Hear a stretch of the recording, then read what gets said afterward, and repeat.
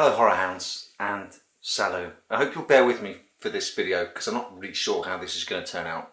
But probably, if you're a regular viewer of the channel, you know I'll ramble on a bit. I watched The Witch last week and I really want to talk to you about it. But every time I try and order my thoughts, something else gets in the way. There's something that I want to talk about first before I get onto the film. And so rather than have a 15-20 minute review of The Witch that probably doesn't get round to even the film until 10 minutes in, I thought I'd try and put all of those thoughts and feelings into a separate video, exercise them really, put them out over the internet and maybe possess you with the thoughts that have been running around in my head. So I'll try not to ramble, I'll try to be succinct, but what I'm going to try and do is put into some kind of sense a sort of vortex of feelings and half-formed ideas that I've been having for a while about lauded horror films that have been coming out and sort of in general the state of horror. It's nothing as grand as that. It's not a State of the Horror Union speech per se, but every time I tried to start thinking about, talking about The Witch, and I want, when I talk about The Witch, I just want to be able to talk about the film. But every time I started ordering those thoughts, there was a topic that I felt needed addressing that I couldn't ignore. The Witch now slots quite nicely in with films of recent years like The Babadook and It Follows. I don't know whether this is a phenomenon that's been happening for a long time that I've just picked up on, or whether it's something that kind of started with Babadook, or maybe one or two films earlier. Maybe you can key me in. Maybe you can tell me if I'm right or wrong. But there seems to be this small subset of movies, like The Babadook. I'd hold up It Follows, but to my shame, I haven't bought a copy yet. I will, because I love it. A small subset of indie horror movies, art house horror movies, really, that get released in the festival circuits, Sundance, Cannes, get rapturous responses there, get wider release advertising campaigns based on the reception that they had on the festival circuit, which almost always has seemed to lead to at best mixed responses, and at worst just flat out two levels. People who will defend the films to the hilt, and others who are complete detractors of films like this. Now, if you're a regular viewer here, thank you. Thanks for coming back again. You'll know I made a very impassioned video in praise of and in defense of The Babadook. I did, if memory serves, I did more of an instant reaction to It Follows rather than a spoilerific review. A second viewing of It Follows is definitely on the cards, and I might, if it warrants it, I might do a second. I might talk again about It Follows, but it seems that this hype that generates around specifically these arty type of horror films leads the movie-going public to believe that they're in for the shock of a generation, and gives way to a kind of backlash against these movies. I was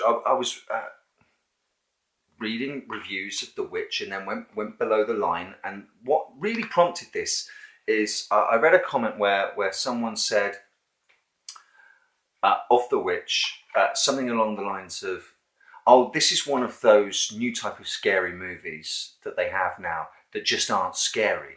And to an extent, I'm sympathetic.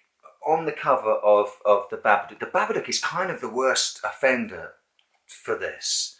A flat-out masterpiece, truly frightening, one of the strongest, most effective horror films of recent years. There goes your peaceful night's sleep. Horror at its best, the most scary and well-made horror film in years, destined to become a horror classic. This is why we are afraid of the dark. It's slightly more toned down on The Witch, but you will leave you shaking with fear, it says. And The Witch specifically, a poster and an ad campaign that does not accurately really reflect the movie. So I can, you know, if you think you're going to get a supernatural horror film in the vein of The Conjuring, or in this case, weirdly, looks more like William Friedkin's The Guardian, and you go in and you get essentially an art house movie about Puritans living in the 17th century and their struggles, you might be a little bit gypped. At the same time, calling these type of movies not scary, okay, if they don't scare you, that's fine. But another accusation I've seen levelled on numerous occasions against these three films I've mentioned is that they're not horror films, which is patently ridiculous. Mind you, this isn't anything new. I still see people arguing in horror articles that Jaws isn't a horror film, and that's absolute fucking nonsense. It's about a giant killer shark that eats people. It's a horror film. What it is, my friends, is a really well-made horror film. What this is a really well-made horror film with three-dimensional characters that interact, the same as with Jaws. What this is, my friends, the Babadook, is a really well-made horror film with three-dimensional, fully fleshed out characters. This is a film about something. This is a film about something. It Follows is a film about something. And it's not about love him as much as I do a 7-foot zombie in a hockey mask cutting up teenagers with a variety of tools from a woodshed. So, can we please stop saying it's not a horror movie? Say you didn't like it. That's fine. Everyone's opinion is going to be different. But to claim that these aren't horror movies is kind of beyond me, and I'm trying to understand it. And there seems to be some sort of gap between these type of movies, and I get why they're lauded to high heaven in the festival circuits, because the critics are probably going, you know, like a glass of water in the deserts of supposedly scary movies. They're going, thank God, something that's competently made, well acted, that has text, subtext, themes, characters, relationships, stuff actually going on. This is something I can get my teeth into, something that I can actually recommend to people. And what these films aren't are The Conjuring. And I know that there are people that love The Conjuring. And I know there are people of all persuasions who love The Conjuring. And that's fine. The Conjuring is probably the film that scared my girlfriend the most. She's not a gorehound. She's not a sort of horror aficionado, and we kind of test what she likes and what she doesn't like, and we're kind of working out what actually scares her and what doesn't. Because most horror films aren't scary. Most horror films are the ghost train in a circus. They're a thrill ride. They're a roller coaster. Okay, so she was sat watching The Conjuring, and it scared the shit out of her, and that's fine. It scared the shit out of a lot of people. I sat there watching it, going, oh, that's from the Amityville Horror. That's a bit from Poltergeist. Oh, we're doing The Exorcist now? Okay, The Exorcist. Back to a little bit of Amityville Horror. Some more Poltergeist. And I could see the workings. And the issue I have with films like The Conjuring is they're designed. You can see the design of them. They're well designed. Don't get me wrong, but they're designed to within an inch of their life. The Conjuring is a roller coaster. It's designed to know precisely when the next scare is required, and it signposts when the scares are coming, and the music tells you when to be scared. And sure, you're going to have amazing memories of films like that if you go to the cinema, and if there's a protracted period of silence where someone's looking through a house, they're all the same, but you know something's coming, and when it does, the music goes, "Wah!" You're gonna jump. Of course you're gonna jump, and you're gonna remember, that movie scared the absolute shit out of me. I jumped out of my fucking seat 6 or 7 times. It was designed that way. Have fun with it. It's a circus ride. That's absolutely fine. But a movie doesn't have to have you jumping out of your seat every 10 minutes for it to be a scary movie. Some films deal with really unpalatable subjects. The Babadook, a prime example. The Witch is eerie and unnerving. Some horror films have a sense of creeping dread that builds and builds, and there's never these ooga booga moments. Ask yourself, is Rosemary's Baby, is it scary? Is it really scary? Or is it just a building of dread and paranoia and fear and what's going on? Is The Wicker Man really a scary film? It's a head fuck of a film, especially the first time you watch it and you don't know. But then the next time you watch it, and the next time, just the jolliness of it all suddenly becomes just slightly wrong and off. It follows the uneasy sense that you can never really be sure of anyone or anything. It's a feeling that we don't like to acknowledge is part of our everyday life. And I don't really know how to wrap this up. So I knew I was going to ramble, but I had to get some of this stuff out so that I can just talk about The Witch rather than, we're at 13 minutes now. This is ridiculous. Who's still watching? Honestly, I wouldn't be. Imagine if I got this far and hadn't even really started talking about The Witch yet. So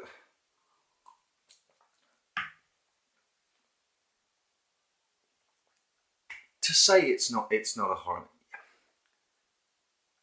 Go enjoy The Conjuring. Enjoy stuff like that. That's fine. I love my slasher movies. I love Nightmare on Elm Street. I love Halloween. I love Friday the 13th. Those are the trick-or-treat movies. Those are like the sports events where the crowd get together to see the team come out and play, and every kill is like a goal and everyone cheers, and the audience is like a cheerleader. Freddy's your favourite fucking football team, and there's a new Freddy movie out and you're going to cheer him along. The first Nightmare on Elm Street was fucking scary. The second Nightmare on Elm Street was about something. From part 3 onwards, they became pom-pom waving rah-rah films. There's nothing wrong with that whatsoever. But if all you want from horror films are sections of quiet followed by really loud bangs or things jumping out of things at you, if all you want from horror movies is that artificial, manufactured scare, and you've got no time for stuff like this, then the genre that you love will die on the vine. No art or entertainment ultimately can be that shallow and survive the ages. Even the perfect 3.5-minute pop song, the most ultimately disposable form of music that mankind has ever created, throws up gems of art within it that will last for generations. So, sure, if you don't like The Witch and films like it, that's absolutely fine. But to suggest it doesn't have a place in horror is so short-sighted. If all that was being created were 90-minute slashathons or possession movies or haunted house movies that make you scream 6 times and then send you on your way with explanations of everything, then eventually people will stop making horror movies. If you get the message boards for these movies, and it follows, are full of people asking questions. So what? There was no demon at all. It was all just her. What happened to such and such? What's going on with this character in The Witch? Blah blah blah blah. And it follows. It doesn't make any sense. What are the rules and blah blah blah blah blah. Right. Let me break down It Follows for you, because amazingly, Quentin Tarantino sort of had a pop at It Follows by saying that he was disappointed that the creature, broke its own rules.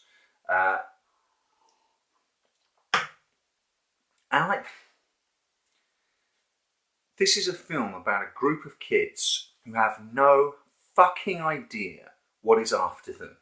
They track down another kid that seems to have slightly more of a clue, and he sets out the rules that he believes it is governed by.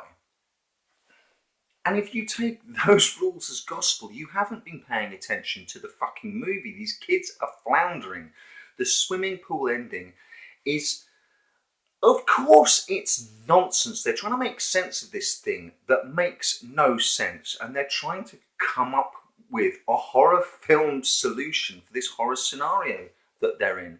There are no rules to this creature that you can say for definite are written in stone, because everyone in the movie is guessing about what the creature is, what it does, what it doesn't do, what it can do, what it can't do.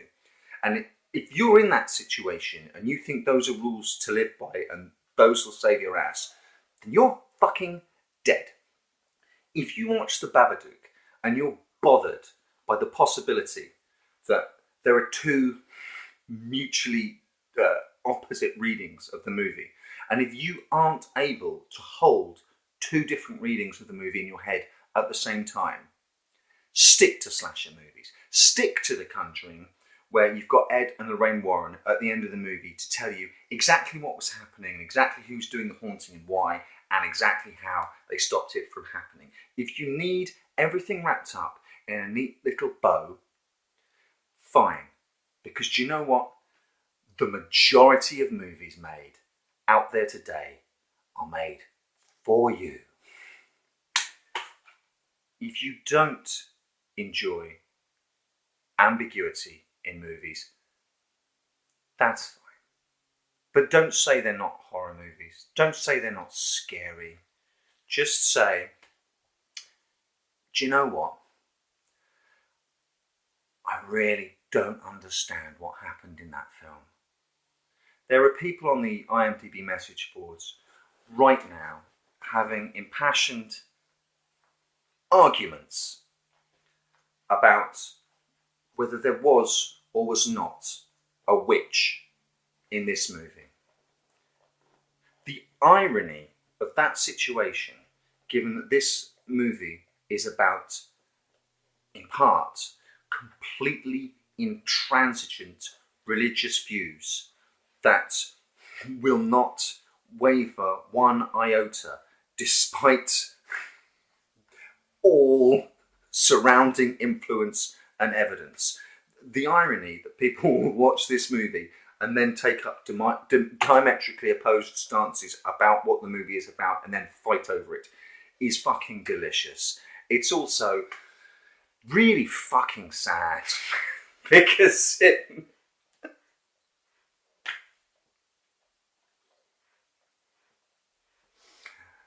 rant over. I went on. Christ, 20 minutes. Right, I'm ending it. I don't expect anyone to still be watching. So bless you if you are. But next, with that off my chest, I can talk about The Witch.